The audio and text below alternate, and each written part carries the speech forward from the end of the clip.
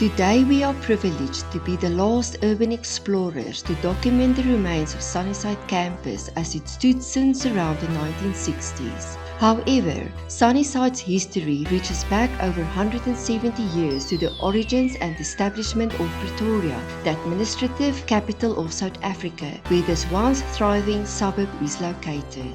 So, join Rogue and Sinister as they step in to see what they can find as the seconds run out before this location's final demolition.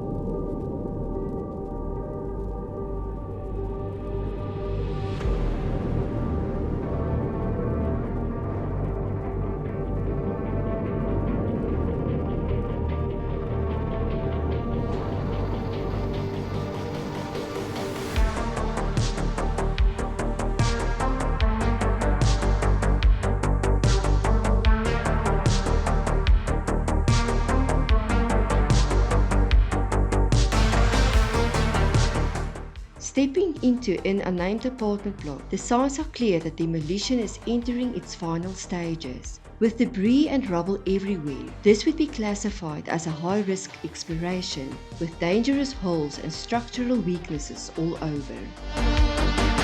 Sunnyside Campus consists of a northern and southern portion. The northern portion was the original site for the establishment of Normal College in 1902 and later became Pretoria College of Education, which operated up until the 1980s. The southern portion of Sunnyside Campus is a residential area which mainly housed college staff in homes built around the 1950s to the 1960s. Student accommodation was in the form of apartments, such as this building that we are currently exploring.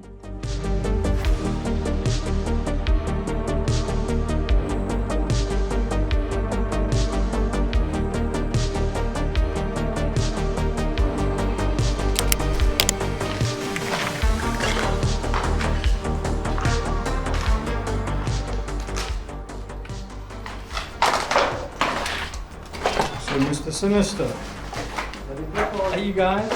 you feel like studying while you're at the campus? Yeah, clever. So what are you studying? Maths. I'm actually very quick at maths, you don't know? I'm extremely quick with maths. Okay. So give me any sum, I'm extremely quick. Okay, so 200.45 times 7.5. 42. I said I'm quick, I never said I'm correct. Yeah, that's impressive. In that regard, I'm going to study further for tax because it sounds like you should actually become a tax practitioner. Thank you. I know a guy, can you hook me up? Yeah, I can probably make a plan.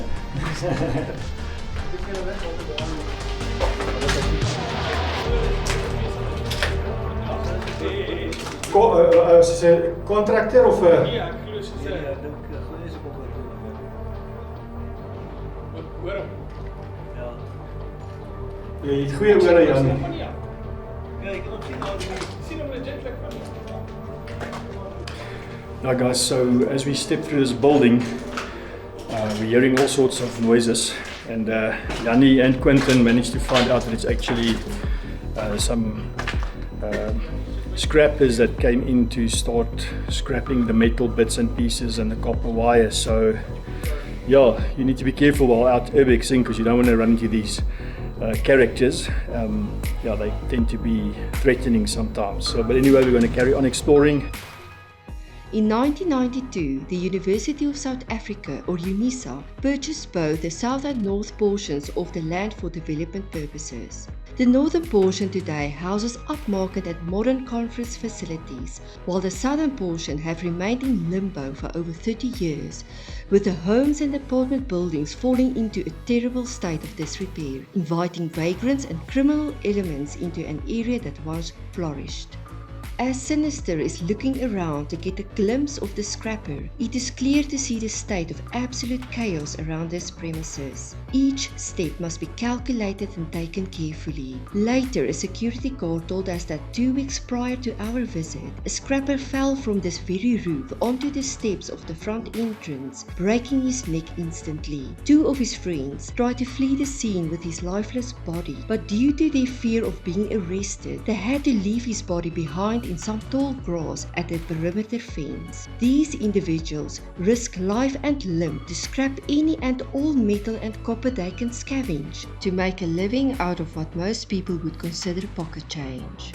Interestingly, on the wall you can see the marks left by the scrapper as he scrambled to climb through the manhole onto what remains of the roof.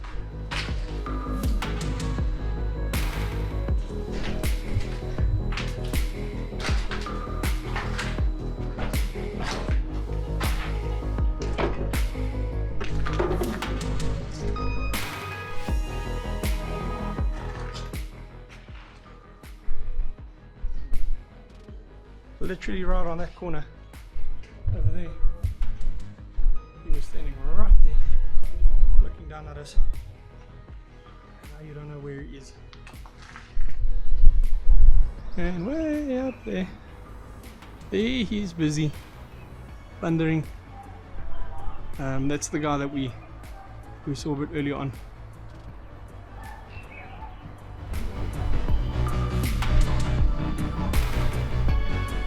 Yeah guys, so as you can see, this campus is in an advanced state of demolishment. Brick by brick they're breaking it down, and in between all the rubble you also find the looters and scrappers. Not sure if you'll be able to pick it up on the microphone, but you can hear the guys chopping away at the concrete to get to the bits and pieces of steel and iron that's left behind. And yeah, at the moment it's an active, I would say, demolition site. So a little bit dangerous to walk around, but yeah, we're the last guys that are able to actually view and film this from an Urbex point of view. So yeah, let's see what we can find. We're going to step to the next building shortly, and yeah, maybe there's some more interesting bits and pieces lying around.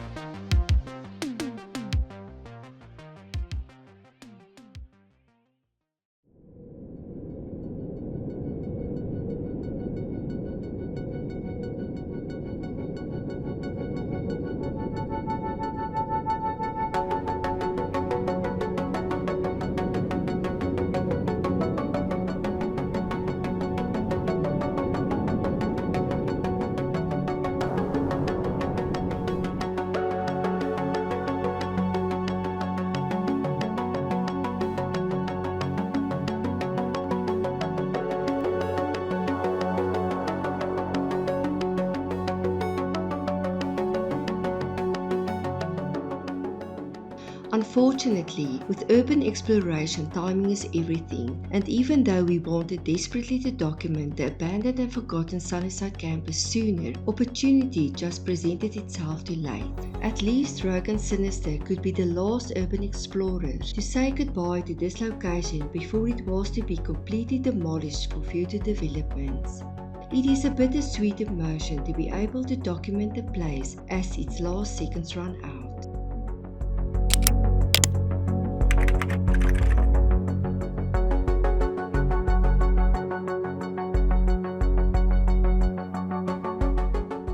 From what we could gather, since UNISA acquired the Sunnyside land in 1992, the residential properties were mostly left abandoned and forgotten. But over the past 3 decades, most of the residential homes in Sunnyside have been intermittently occupied by vagrants, mostly during night time, since we read that explorers that visited during the day never or very rarely came across any vagrants, only signs of vagrants taking shelter from time to time.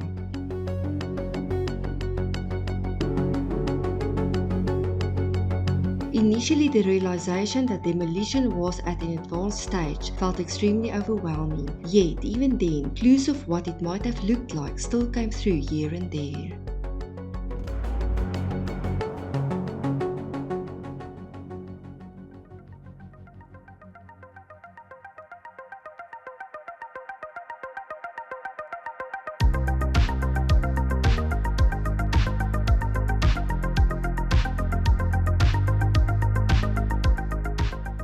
The Department of Visual Arts are located nearby, and over the years art students utilized some of the abandoned houses for art projects. This house seems to be one of the homes where the students have painted the walls in vibrant colors, giving it beauty and some form of purpose in its final days.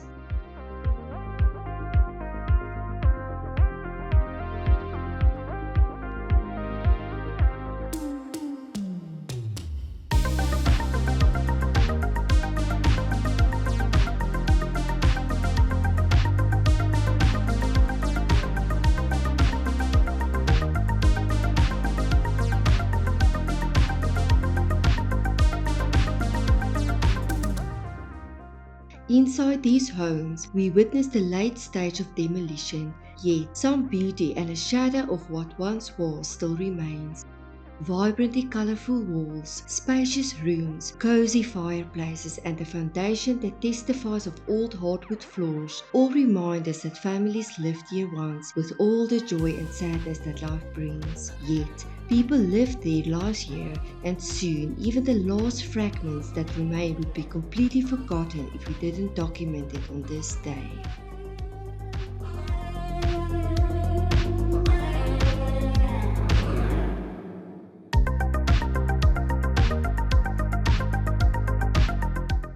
Always a concerning factor is the inevitable creation of opportunities for criminal elements to frequent such areas and to start looting and scrapping anything of value, such as the metal fixtures and copper cables, in the long term making it more difficult to renovate and ultimately leads to demolition in favor of newer and more modern developments. According to our sources though, from 2010 the southern portion has been fenced off and access was controlled via security booms, which left the homes completely abandoned for close to 15 years at the time of filming this episode.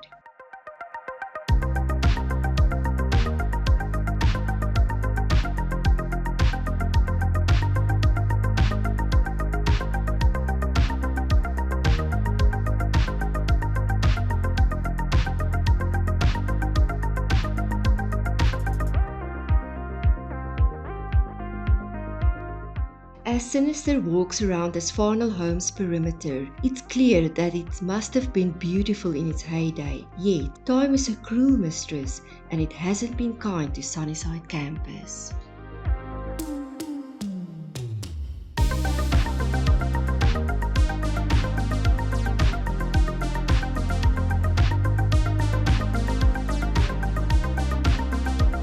But instead of feeling disappointed that we should have documented this location sooner, we realize that it's like saying a final goodbye to a friend or a loved one. The final moments are sometimes what counts the most.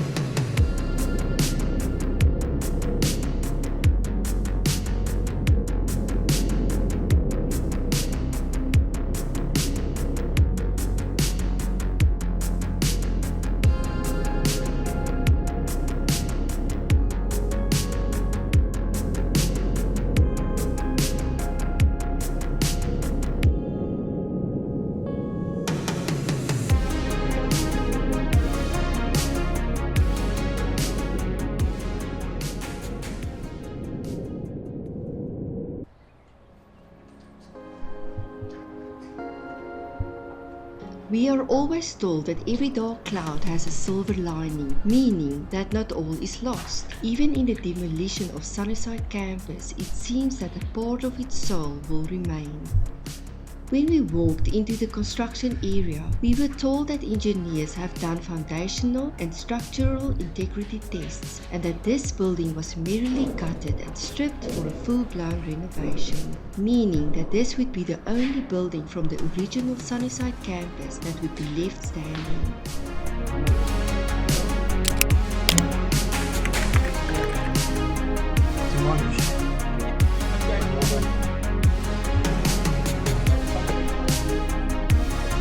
Ek wil daartoe gaan vanaand.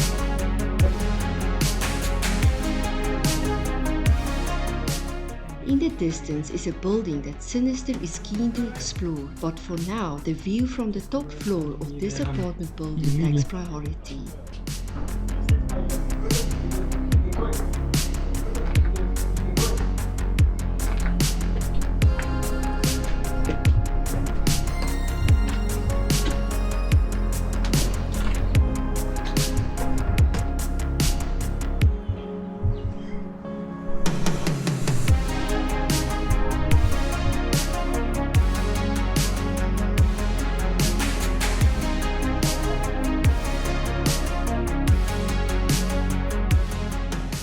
We could not ask for a more beautiful sunset view over Pretoria Central. This apartment block might not be the most beautiful of the buildings or even the most historic, yet in its core it would be a silent reminder for those who know and care about the origins, the development and sustainability of Sunnyside Campus.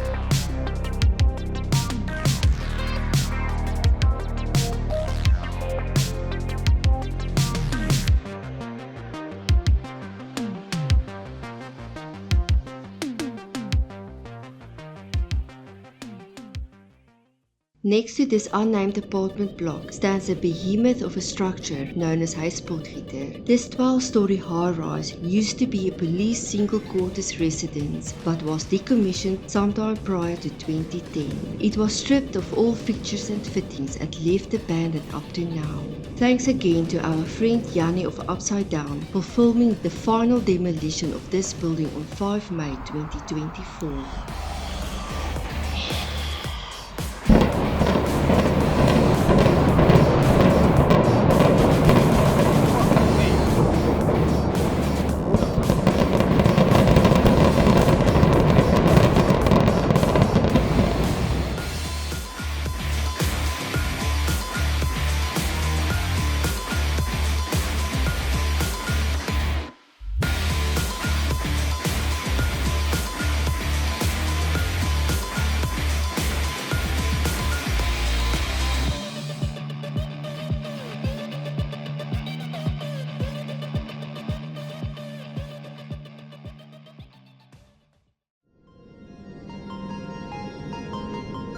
It has been said that one man's sunset is another man's dawn, and in a certain sense, the same applies to these locations that we like to explore and document.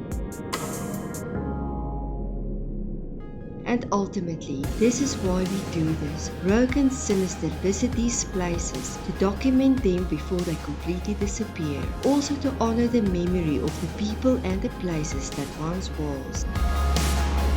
If you wish to support the Rogue Urbex initiative to continue documenting abandoned and forgotten places, please subscribe, like, comment and share. We will see you in our next episode.